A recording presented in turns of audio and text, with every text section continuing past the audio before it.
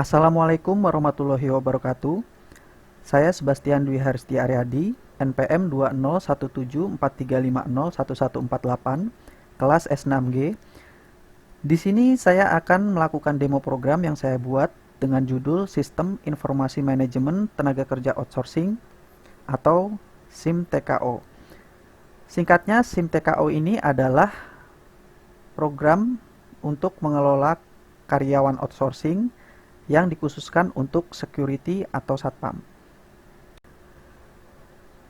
Kita langsung saja untuk memulai programnya. Sebelumnya, pastikan dulu server Apache dan MySQL menyala dari XAMPP Control. Jika sudah, kita langsung saja masukkan username dan password. Di sini kita memasukkan username dengan admin dan password dengan admin 123.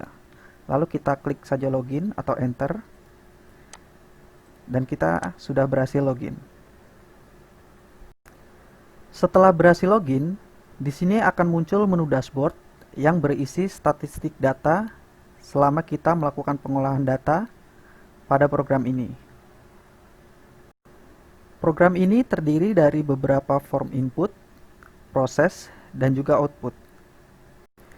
Kita mulai saja untuk form input yang pertama, yaitu adalah tenaga kerja. Di sini kita dapat mengelola data tenaga kerja.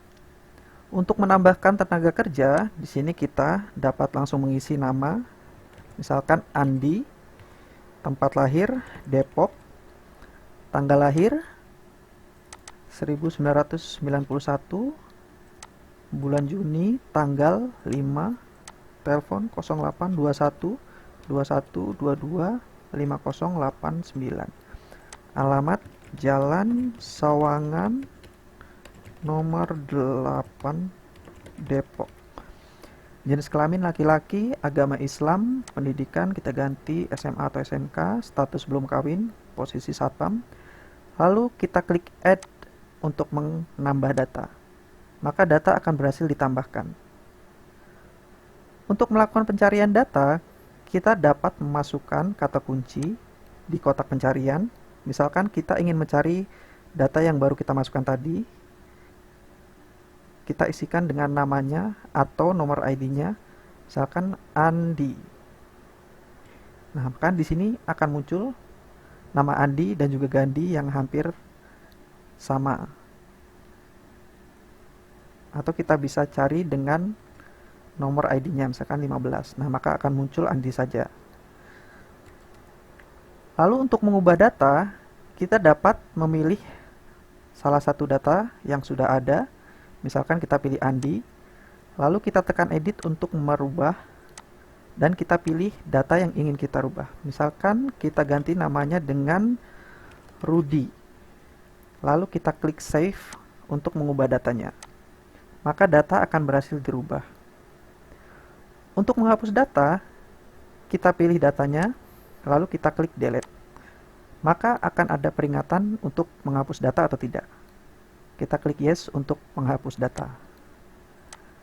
Maka data akan berhasil dihapus. Kita klik tombol silang untuk kembali ke dashboard. Kita lanjutkan untuk form input yang kedua, yaitu adalah klien. Di sini untuk mengelola data klien, kita dapat menambah seperti biasa, misalkan PT Samudra Abadi, bidang usaha perdagangan, nomor telepon 021 335 6 80 81, alamat Jalan Merdeka nomor 8 Jakarta Barat. Seperti biasa, kita klik add untuk menambah. Kita juga dapat mencari atau mengubah data. Misalkan kita ubah bidang usahanya menjadi otomotif. Kita save untuk simpan. Kita juga bisa melakukan delete. Baik, Kita silang dulu untuk kembali ke dashboard. Untuk menu form input yang selanjutnya, ini adalah menu form input yang terakhir, yaitu adalah user, yang mana digunakan untuk mengelola data user atau pengguna yang akan menggunakan program ini. Di sini masih sama caranya, kita dapat menambah, misalkan kita tambahkan tamu, password 32552, user levelnya 3, lalu add untuk menambah. Bisa juga kita mencari,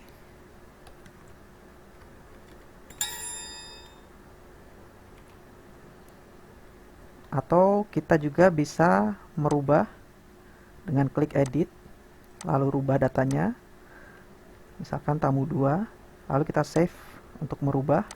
Bisa juga kita lakukan penghapusan data. Oke, ini adalah form input yang terakhir. Baik, kita akan lanjutkan untuk form prosesnya. Di sini ada kontrak kerja dan penempatan. Kita akan mulai dengan kontrak kerja dahulu.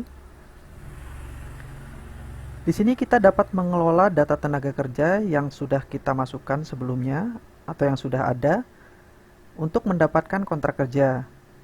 Di sini kita dapat menambahkan dengan mencari ID dari tenaga kerja tersebut. Misalkan TK 0007. Di sini akan muncul info dari tenaga kerja tersebut. Kita tinggal masukkan saja tanggal kontraknya, misalkan tanggal 4 Juli 2020, lalu habis kontraknya Juli 2021. Kita masukkan gaji pokoknya, misalkan di sini 2 juta, tunjangan 300.000, potongannya 150.000. Lalu kita enter saja untuk mendapatkan gaji bersihnya. Setelah muncul, kita klik add untuk menambahkan kontrak kerjanya. Maka tenaga kerja dengan ID tersebut sudah mendapatkan kontrak kerja. Kita juga dapat mengubahnya seperti biasa. Misalkan di sini kita rubah potongannya menjadi 200.000. Lalu kita simpan. Nah, untuk menghapus masih sama caranya. Atau kita bisa cari tenaga kerjanya dan juga nomor kontraknya dari sini. Lanjut ke form proses yang kedua, yaitu penempatan. Nah, setelah tenaga kerja mendapatkan kontrak, di sini kita dapat menempatkan tenaga kerja kepada klien yang sudah ada dengan cara kita mencari nomor ID tenaga kerja. Misalkan di sini kita cari dengan TK 0007, lalu kita enter. Akan muncul info dan juga tanggal kontrak dan habis kontraknya. Kita tinggal masukkan saja tanggal penempatan. Misalkan di sini tanggal 6 Juli. Lalu dengan klien 0002, kita enter. Akan muncul nama kliennya, status pekerja aktif, lalu kita add untuk menambahkan data penempatan. Maka tenaga kerja dengan ID tersebut sudah mendapatkan penempatan kerja dengan kode klien yang kita masukkan tadi. Kita dapat mengubahnya, misalkan kode kliennya kita rubah menjadi 0003, lalu kita save, maka data akan berubah. Kita juga dapat mencarinya di kolom pencarian, misalkan dengan nama Indra Mukti atau nomor penempatan 05, atau bisa kita untuk menghapus datanya.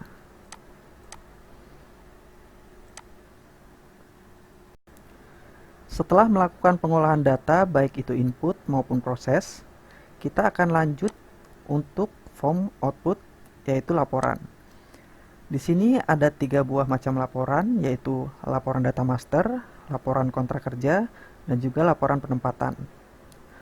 Untuk laporan data master, di sini kita bisa pilih ada 2, yaitu tenaga kerja dan juga klien.